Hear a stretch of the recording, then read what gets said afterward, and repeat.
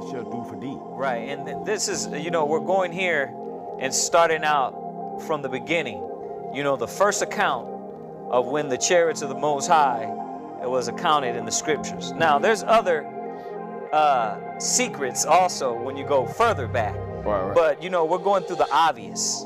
And these scriptures are going to make that account of what these people call UFOs. But we're going to find out that they're not, like you said, little green people, that these are actually the vehicles of the Most High. So the ancient aliens or they're, they have some madness out now that they're demons. Right. They're demons coming down and torturing people, or it's all kind of stuff on YouTube, right? Right. Let's go to the source and see what these vehicles are. Go ahead. 2 Kings chapter 2 verse 9. And it came to pass when they were gone over that Elijah said unto Elisha, ask what I shall do for thee before I be taken away from thee. Right, now this famous story is, we're talking about Elisha and Elijah. Elisha being the understudy of Elijah. Elijah being the prophet, right? And it was known through the prophets that Elijah would be taken. And nobody understood what that meant until it happened, right? And until the account of this happened in the Bible. And the Most High gives us the specifics of what's going on. Go ahead. And Elisha said, I pray thee, let a double portion of thy spirit be upon me. Right, so, this is a good point to bring out here. Elisha was the understudy. Like you got Paul, Peter, John, all the 12 apostles that were understudies to Christ. Elisha was the understudy to Elijah. Right. And he wanted a double portion of his spirit. And as you go through that story, you found out that Elisha got that double portion by following, by being humble, right, and following the example of Elijah. Right, okay. Right, so, and that's another class. Go ahead. Verse 10. He said, thou hast asked a hard thing. Nevertheless, if thou see me, when I am taken from thee, it shall be so unto thee. Right, so you're going to get this double portion of my spirit if you see me leaving. Right. Okay, go ahead. But if not, it shall not be so. Right, so he kind of left it in the hands of the Most High. If that's what the Most High wanted, then Elisha would see him leave. Right. Because this was a great thing. He wasn't just going to go, bury himself. He wasn't going to go hide behind a curtain. He wasn't going to say that, some false rumor. He was going to be lifted up in this chariot of the Most High.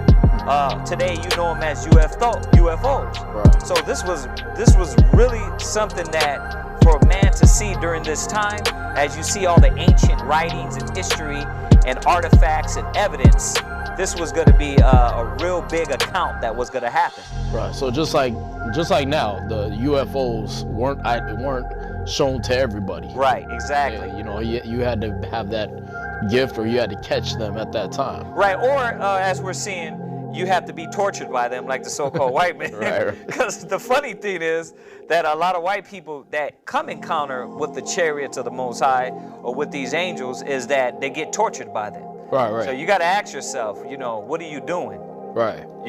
Because, that kind of discounts the alien being theory, because I always thought, why would an alien being come from some other galaxy far, far away and come to anally probe this weird hick farmer? You know what I mean? Because they haven't discovered that part of the universe yet. They haven't discovered the cavity yet. Well, it ain't to discover anything. Right. And we're gonna go through those scriptures. We got so much to go through. Right. So we're gonna go through these scriptures. Go ahead. 2 Kings chapter 2 verse 11. And it came to pass, as they still went on and talked, that behold, there appeared a chariot of fire. Right. Now, this is one example of what a man from the ancient times described what he's seen. And that's what we're going to go through. We're going to go through the Bible and find these different accounts, but according to what they knew back then. Right. He knew transportation back then was an actual horse and chariot. Right. But this chariot was a chariot of fire. This vehicle, go ahead. And horses of fire, and parted them both asunder. Right, so what was the parting of asunder? You know, and this is where you get the movie account. And now when that beam hits them, Right. the beam parts them asunder. Right, right. And this is not the only account. So, you know, once again, what we're finding out here and going over this topic is, like you said, they're not green people. They're not little Martians. Right, right. These are angelic beings. And as you see, and we go through the Bible, this is why they can't be shot down. They can't be touched. They defy all the rules of gravity. Right, right. Because, Physics. And physics. Right. There you go. So go ahead. And Elijah went up by a whirlwind into heaven. Right, now, if they play that clip one more time, we went and we deciphered through the images that were more quality. Now, if you can rewind that and press pause, this right here is a picture. Now, this picture, he turns it from black to white, from from dark to light, for you to see the image in the picture. Wow. And when if they can show it again, and as you see, this is what you call, what the world calls a UFO. Right. Flying saucer. A flying saucer. Right. But when Elisha seen it, right, he described it as a chariot of fire. Right. Now we're gonna go through the other scriptures and the other images, but I want you to focus on something here. He said that this was a whirlwind. He said it was two descriptions. Right, right. A chariot of fire and a whirlwind. And as you look at it, you see it looks like it's on fire, but also it looks like it could be a whirlwind. Right. And we got to think logically. The horses, for one, if it was actual horses catching on fire, they would Right. be dead. Right. And then running around in a circle is not going to levitate anybody off the ground. Right. They're just going to be horses running around in a circle. Right. So we gotta think into terms of what we know, Right. or what we've been exposed to now, Right. which would be this Right. image. Right. And the evidence and the facts.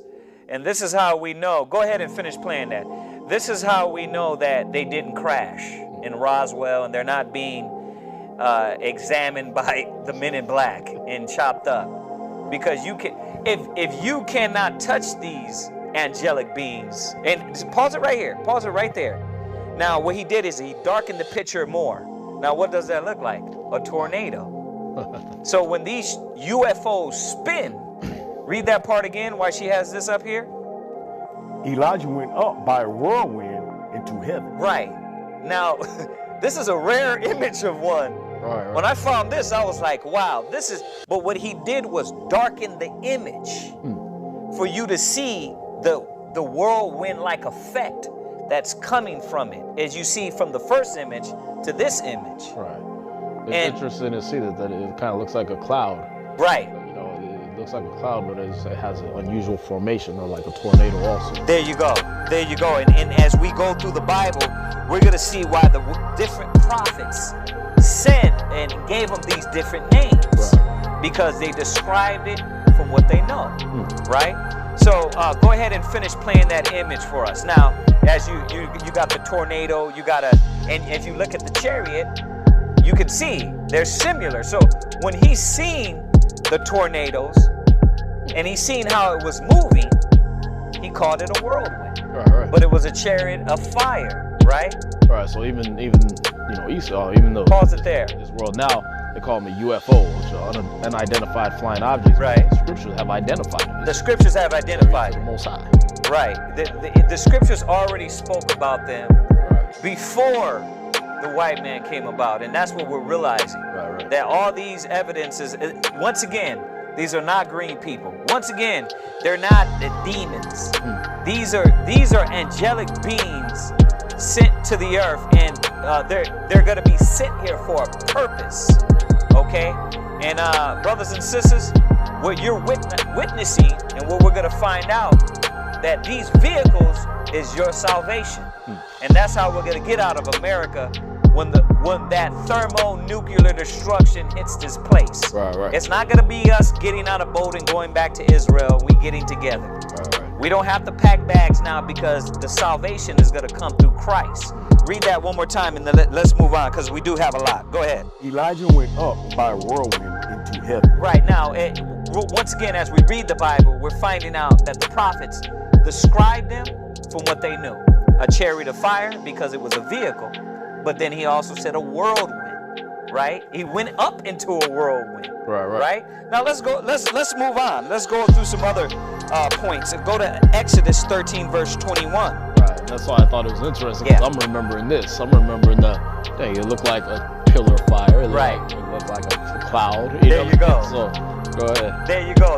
All these descriptions, the Most High is the Most High revealed what they are. Right. And he's showing us. And as we go deeper into the scriptures, we find out these ain't vehicles of aliens. These are vehicles of the angels. Right? So read that.